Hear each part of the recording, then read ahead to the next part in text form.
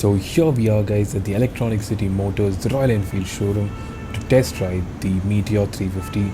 So right now I'm sitting on the Supernova edition, as you guys would have seen my previous video. If not, do check it out, link will be in the description. I've given a full review about the three models that's come out: the Supernova, the Fireball and the Stellar edition.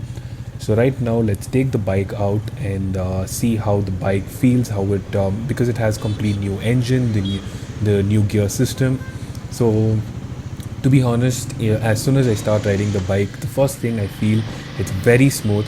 As you guys know, I own a classic 350. Even though it is modified, it's only the outer looks and not the performance wise. So performance wise, it's the same old normal classic 350. So comparing those two bikes, this is really smooth. And riding position is one thing that I really need to mention, because it is very comfortable, because you have a complete upright position. So as you guys can see, it's a little elevated, and the position is towards my shoulder, so you have a very good comfort. And looking at the mirrors, it has a very good view. Even though it is those typical circular ones, it still has a very good view, just like the normal other bikes, because there's no much changes in that. The main changes that you guys can see is where on the handlebar, where you guys can see it has a trigger button. So that's basically like, you need to shift the buttons left and right. That's what I'm showing you. So both the headlight and the ignition button is made in that form, which is completely new, as mentioned in the review. And if you guys haven't checked out the review, please check out the link in the description and the iCard above, so that you guys can check that video out. And I've been shifting gears, and even though I'm in a higher gear, even if I'm in a third gear or fourth gear, it doesn't, the engine doesn't make me downshift, because it still has a good power and pull, which in turn, still gives the bike the push from the at a lower speed. And talking about the brakes, yes, it does have a dual channel ABS, and it's pretty good. It's really good. And as you guys can see, I've stayed in the second gear and third gear while going on the humps, and still it was smooth, so no issues about it. Because generally in the other bikes, when you're higher gear and you completely go down to around 10 km per hour or 20 km per hour, you need to downshift. But in this, you don't exactly have to do it. And overtaking and going between the gaps is really good. As you guys can see, it's proper cruiser bike, guys, because it's really comfortable. Plus, going between the gaps is not at all difficult. And to be honest, most of these classic Royal Enfield owners change their handlebar for comfort, but in this bike it's completely not required, because the stock handlebar itself gives you a very good comfort and feel. And the Supernova edition, as you guys can see, it has the windshield which is given, and which is something good, because in case you have a mobile holder given, and if you're going at a high speed, it still protects your mobile. So let's take a U-turn and let me show you guys. The turning radius is pretty good. It's typical like the normal cruiser bikes, which has a very good turning angle, because the radius of the other bikes, turning radius of the other bikes is pretty low. If I'm talking about Dominar or any sports bike or that section bikes. So this bike does have a very good turning radius, which is real easy to take a U-turn, as you guys can see.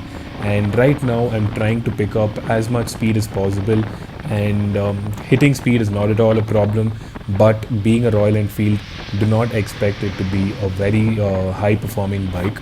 And you guys can see, even though if it's a wet road, I tried to apply brakes, there was no skid, it was going pretty smooth, so still not a problem. And most of the time I purposely went high speed, and you guys can see, and suddenly applying the brake, and it still worked perfectly.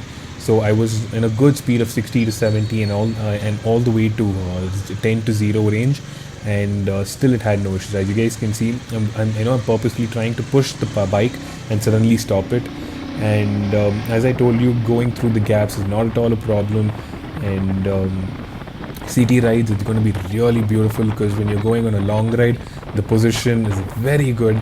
And I'm totally sure that you would never have any issues on your back. And all these humps, I'm trying to go on a high speed. And as you guys can see, the camera is mounted on my chest, so it's a chest mount, so you guys can see the movement. So it's not that much, so it's not like you're going to jump off the bike where the other bike that happens. But in this one, it's just a minor jump, because the suspension is really good.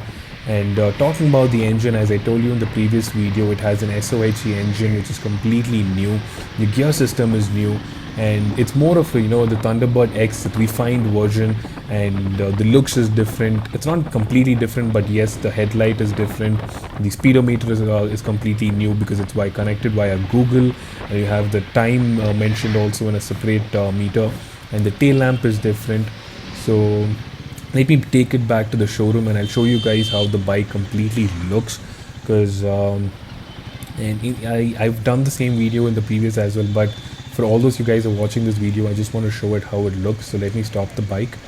And riding experience, I definitely like it, guys. It was really smooth. Comfortable wise, I would definitely give it a 10, because it's very smooth, and as you guys saw near the humps, it never had that huge jump. When you're riding, you don't have to get off the bike because of that jump. So this is how the bike looks, and that was the tail lamp that I was talking about, which is new. The back fenders are new, as you guys can see.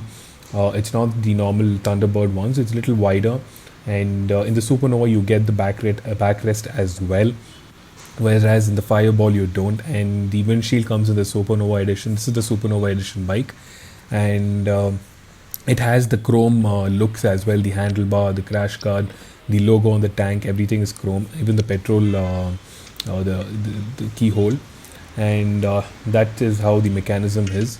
And this is just like the normal classic 350 tank lock.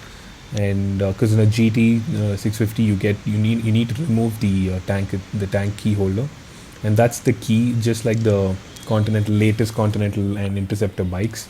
And talking about the seats, it's really smooth, not just for the rider, for the pillion as well. And talking about the backrest, yes, it is still comfortable. It's given the same material which is given on the seat, so which is a very good add-on point. And if you guys see the engine, it looks like the GT's engine on the side. So that is what the new engine that I was talking to you about. So thank you guys for watching. I hope you like this video. Stay home, stay safe.